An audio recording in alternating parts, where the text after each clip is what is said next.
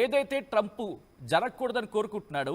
Remember interesting, ఇక్కడ నేను ఇంకొక అంశాన్ని యాడ్ చేసి చైనాకి కంక్లూడ్ చేసే ప్రయత్నం చేస్తాను. దాదాపుగా తర్వాత ఇంకో కార్నర్లోకి వెళ్ళే ప్రయత్నం చేద్దాం. బ్రెజిల్ ఇప్పుడు టారిఫ్స్ విధిస్తున్న క్రమంలో, సుంకాలు విధిస్తున్న సందర్భంలో బ్రెజిల్ మీద 50% విధించాడు ఈ దుర్మార్గుడు. కారణం ఏంటి? బ్రెజిల్ ఇనిషియేషన్ తీసుకుంది. నాకు తెలిసింది బ్రెజిల్ ఇనిషియేషన్ తీసుకుంది ఆల్టర్నేటివ్ కరెన్సీగా, అంటే డాలర్కి ఆల్టర్నేటివ్ కరెన్సీగా ఒక వేరే ఆల్టర్నేటివ్ కరెన్సీ ఉండాలని చెప్పి, ప్రత్యామ్నాయం కరెన్సీ ఉండాలనేది. దీంతో వాడి మీద పడ్డాడు బ్రెజిల్. లులా డా సిల్వా అని అనుకుంటా ఆయన పేరు. ఆయన మీద పడ్డాడు, బ్రెజిల్ మీద పడ్డాడు. ఆ తర్వాత ఇటు మెల్లిగా రష్యాకి సంబంధించి ఏకాకిని చేద్దాం అనుకుంటున్నాడు. బట్ ఇక్కడ గుర్తుపెట్టుకోవాల్సిన అంశం, ట్రంప్కి బహుశా అది బుర్ర పనిచేస్తుందో లేకపోతే మతిస్థిమితం తప్పింది నాకు అర్థం కావట్లేదు. ఇదే యూరోపియన్ యూనియన్, అది యూకే కావచ్చు, వాళ్ళు కావచ్చు, ఎవరైనా కావచ్చు, పశ్చిమ దేశాలకు సంబంధించి గ్యాస్ ఇప్పటికీ ఎక్కడి నుంచి కొంటున్నారయ్యా మీరు? అడిగావా నువ్వు? మరి ఎందుకు వాళ్ళకి ఎట్లా tariffs? Why don't you put tariffs heavy on European Union, and they're also getting natural gas, in fact through a pipeline from Russia. You know that, right? And don't try to skip the answer for this. And I don't know, and you don't use the word for the next time I don't know. If you don't know, then keep quiet. If you know, then answer. And I never ever use the word I don't know, Mr. Trump. If you don't know, keep quiet. We used to say in our classrooms when we are in around primary classes, keep finger on your mouth. It's better to do if you can follow that. నువ్వు ఒకవేళ ప్రయత్నం చేయగలిగితే అది చెయ్యి. Note మీద వేలేసుకుని కూర్చో. నీ దేశం సంగతి నువ్వు చూసుకో. Make America great again. MAGA, it's not MAGA, it's MAMA. Make America worst again in your resume. So ఈ క్రమంలో భారత్ గట్టిగా సమాధానం చెప్పింది. ఇటు భారత ప్రధాని నరేంద్ర మోదీ నిన్న మాట్లాడుతున్న క్రమంలో కూడా గట్టిగా సమాధానం చెప్పారు. ఒకసారి భారత ప్రధాని నరేంద్ర మోదీ ఏమంటారు చూద్దాం. ఈ కథనం మీద కాస్త కలవరపరచొచ్చు, అయితే మిమ్మల్ని కలవరపడగొచ్చడం ఆర్టీ ఉద్దేశం కాదు, కానీ ఇటువంటి కథనాలు చేసేవాడు కాస్త కలవరపడగొరే అవకాశం ఉంటుంది. కాబట్టి దీనికి సంబంధించి తగిన జాగ్రత్తలు తీసుకోవాలని ఆర్టీవీ సూచించడం జరుగుతోంది. This is somewhere disturbing content, video description is advised. ఒకసారి భారత ప్రధాని నరేంద్ర మోదీ ఇటు ట్రంప్కి దిమ్మ తిరిగిపోయే సమాధానం ఇస్తున్నారు. ఏమంటారో చూద్దాం. अपने किसानों का हित सर्वोच्च प्राथमिकता है।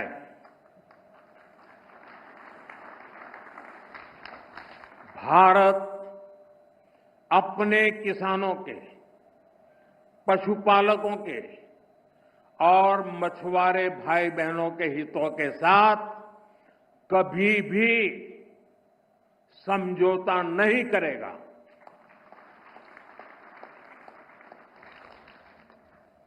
और मैं जानता हूं व्यक्तिगत रूप से मुझे बहुत बड़ी कीमत चुकानी पड़ेगी, लेकिन मैं इसके लिए तैयार हूं।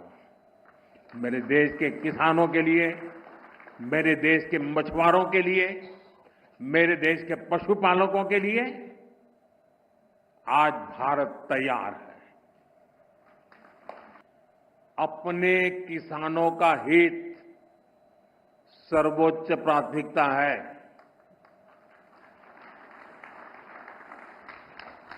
भारत अपने किसानों के, पशुपालकों के और मछुआरे भाई बहनों के हितों के साथ कभी भी समझौता नहीं करेगा।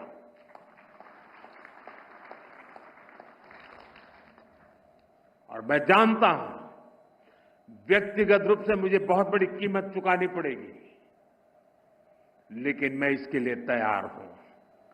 मेरे देश के किसानों के लिए, मेरे देश के मछुआरों के लिए, मेरे देश के पशुपालकों के लिए आज भारत तैयार है।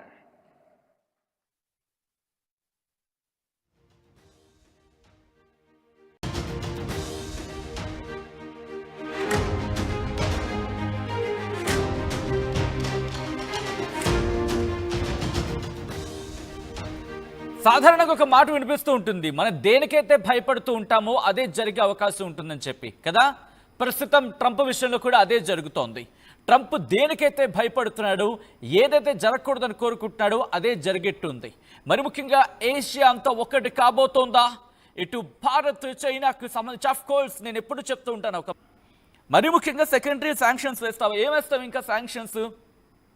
ఇప్పటికే నీకు నీ అమెరికాలోని నీ వాళ్ళే చెప్తున్నారు కదయ్యా, రష్యా ఆయిల్ గురించి ఒకసారి వెళ్ళి కొంచెం చదువుకో, ఓ 2-3 పేపర్లు తిరగాయి. మీరే చెప్పారు ఇప్పుడు ఆయిల్కి సంబంధించి ప్రాపర్గా లేకపోతే బాగోదని చెప్పి. సో అప్పుడు కదా భారత్ ఆప్షన్ తీసుకుంది. ఇప్పుడు చైనా కూడా అదే అంటుంది కదా, నువ్వు అనుకున్నది జరగట్లేదు కాబట్టి ఇప్పుడు నువ్వు ఇలాంటి వేషాలు వేస్తున్నావు అని చెప్పి. కరెక్టే కదా? నువ్వేమనుకుంటున్నావు, ఎక్కడ బ్రిక్స్ ఒకటైపోతుందని చెప్పి భయపడుతున్నావు. ఇంతవరకు నువ్వే కలుపుతున్నావు. నీకు తెలియకుండా నువ్వు చేస్తున్న తప్పేంటో తెలుసా? బ్రిక్స్ని ఒకటి చేస్తున్నావు, సార్క్ని ఒకటి చేస్తున్నావు, ఏషియన్ కంట్రీస్ని ఒకటి చేస్తున్నావు. ఇలా నీకు తెలియకుండా నువ్వే మొత్తం అందరిని ఒకటి చేస్తున్నావు. ఇప్పుడు భారత ప్రధాని నరేంద్ర మోదీ కూడా చైనా వెళ్ళబోతున్నారు 2019 తర్వాత. రిమెంబర్ 2019 తర్వాత జరుగుతున్న పరిణామక్రమం ఇది. ఈరోజు ఇదే ట్రంప్ భయపడిపోయి రష్యాకు పరుగు పెడుతున్నాడు. ఇది కూడా మీకు ఇంట్రెస్టింగ్ డెవలప్మెంట్ తెలుసా? భారత్ దెబ్బకి భయపడి రష్యాతో చర్చకు వెళ్తున్నాడు ట్రంప్. ఇది లేటెస్ట్ డెవలప్మెంట్.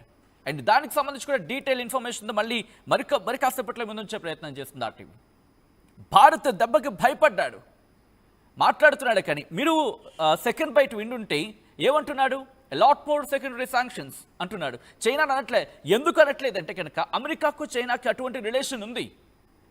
ఇప్పుడు చైనాకి సంబంధించి ఏమైనా అంటే ఆల్రెడీ శాంక్షన్స్ పడినప్పుడు అమెరికాలో ఉన్న కాస్త దిగ్గజ కంపెనీలు కావచ్చు, ఆ వ్యాపారులు కావచ్చు, ట్రంప్ని బెదిరించారు, భయపెట్టారు అనే ఒక చర్చ జరుగుతుంది. అండ్ అది ఇంకా దానికి అక్కడ క్లారిటీ లేదు. ఎందుకంటే కనుక ఆ వాణిజ్యం ఆ స్థాయిలో ఉంటుంది అమెరికాకు చైనాకు. మరి ముఖ్యంగా 658.9 2024లోని 658.9. నేను ఒకసారి మన ఎన్ని కోట్లకు కూడా నేను చెప్పే ప్రయత్నం చేస్తాను. 658 అంటే సుమారు 700 అనుకుందాం. దీంతో కలిపి ఎన్ని కోట్ల డాలర్లు చెప్తాను నేను. ఒక్కసారి ఆ నెంబర్ రాసి చూస్తేనే మరి ముఖ్యంగా ఒళ్ళు గగురుపాటు గురవుతుంది. 65,89,000 రిమెంబర్ ఈ నెంబర్ 65,89,000 కోట్లు. ఎంత? 65 లక్షలు అంటే దాదాపు 66 లక్షలు. పోనీ అటు ఇటు కాకుండా 65 లక్షలు అనుకుందాం. 65 లక్షల కోట్ల వ్యాపారం అమెరికాతో చైనాకుంది. రిమెంబర్ 2024 లెక్కల ప్రకారం అమెరికాకు వాణిజ్య లోటు ఉంది. అంటే అమెరికా పూడ్చిపెట్టుకోవాల్సినంత, అంటే ఇక్కడ చైనా నుంచి ఎక్కువ వెళ్తున్నాయి అమెరికాకు. అందుకే భయపడుతున్నాడు వీడు. అందుకే ఈ ముసలి నక్క, ఈ గుంట నక్క భయపడుతోంది. ఎంత లోటు ఉందో తెలుసా? 295 అంటే $300 బిలియన్. $300 బిలియన్ సుమారు అనుకుందాం. అంటే ఒక్కసారి ఆ నెంబర్ కూడా నేను మీకు చెప్పే ప్రయత్నం చేస్తాను. దాదాపుగా 30 లక్షల కోట్లు వాణిజ్య లోటు ఉంది. అది పూడ్చుకోవడానికి కింద మీద పడుతున్నాడు. అందుకే చైనాని గట్టిగా అనలేకపోతున్నాడు. భారత్ పాపం అనువుగా దొరికింది అనుకున్నాడు పాపం. కానీ భారత సత్తా ఏంటో నేను నరేంద్ర మోదీ మాట్లాడారు. ఇఫ్ పాసిబుల్ ఆ స్టేట్మెంట్స్ నేను చెప్పే ప్రయత్నం చేస్తాం. ఆయన ఏం మాట్లాడారంటే నిన్న గుర్తుపెట్టుకో, ఆయన ఎక్కడ డైరెక్ట్గా ట్రంప్ పేరు తీయలేదు. ఆల్రెడీ భారత్ ఇచ్చింది, ఇప్పుడు చైనా ఇచ్చింది. భారత్ మరి ముఖ్యంగా నిన్న ప్రధాని నరేంద్ర మోదీ మాట్లాడుతూ ఇటు మా ఫిషరీస్కి, మత్స్యకారులకు సంబంధించి కావచ్చు, పశుపోషణ విషయంలో కావచ్చు, వ్యవసాయ విషయంలో కావచ్చు, మేము భయపడేదే లేదు. నువ్వు చెక్మేట్ పెట్టే ప్రయత్నం చేసింది దీనికి కాదా? నీ వ్యవసాయ రంగ ఉత్పత్తులను ఇక్కడ దించుదాం అనుకోలేదా? నువ్వు బూచిగా రష్యన్ ఆయిల్ చెప్తావా? బుర్ర ఉందా నీకు? అసలు బుర్ర పనిచేస్తోందా? 75 ఏళ్ళు వచ్చాయి. ఏం చేస్తున్నట్టు మళ్ళీ అధ్యక్షుడిగా నువ్వు? చైనాను నమ్మచ్చు అని ఒక ప్రశ్న ఉంచే ప్రయత్నం చేస్తుంది ఆర్టీవీ. ఎస్పెషలీ ఈ స్పెసిఫిక్గా దీని గురించి మాట్లాడుకుందాం. నేను ఎప్పుడు అంటూ ఉంటాను ఒక మాట, మన ఇంట్లో గొడవ వచ్చింది అనుకుందాం, ఇంట్లో చూసుకుంటాం అంతే కదా. ఊరి మీద వెళ్ళి అరుచుకున్నాం అనుకోండి, ఏం జరుగుతుంది? మన ఇంటి పరువే పోతుంది. కాబట్టి ఇప్పుడు ఈ సిచ్యువేషన్లో మన పక్కన ఉంది చైనా ఉంది, పాకిస్తానా అదొక ఏమంటారు, ఎండిపోయిన పరోటా ఉంటుంది కదా, అలాగే ఉంటుంది దాని సిచ్యువేషన్ కూడా. దానికి ఎవరు ఆసరా పడితే అటు వెళ్తూ ఉంటుంది. కాబట్టి దాని గురించి పెద్దగా పట్టించుకోవాల్సిన అవసరం లేదు. అఫ్కోర్స్ చైనా కూడా పాకిస్తాన్ నమ్మదు. చైనాకి ఎప్పుడు తనని నమ్ముకుంటుంది. కాబట్టి పాకిస్తాన్ విషయం పక్కన పెడదాం. మనకి ఇంట్రెస్టింగ్గా మనం ఇంత అనుకుంటున్నాం కదా భారత్కి చైనాకు పడదని చెప్పి, బట్ మనం ఎప్పటికీ వ్యాపారం చేస్తాం చైనాతో. 1950లో మీకు గుర్తుండుంటే ఆ సందర్భంలో హిందీ చీనీ భాయ్ భాయ్ అనేవాళ్ళు 1950లో. సో అటువంటిది సిచ్యువేషన్ స్టార్ట్ అయింది. 1960లో యుద్ధం తర్వాత మన పరిస్థితులు మారిపోయి ఉండొచ్చు కాక.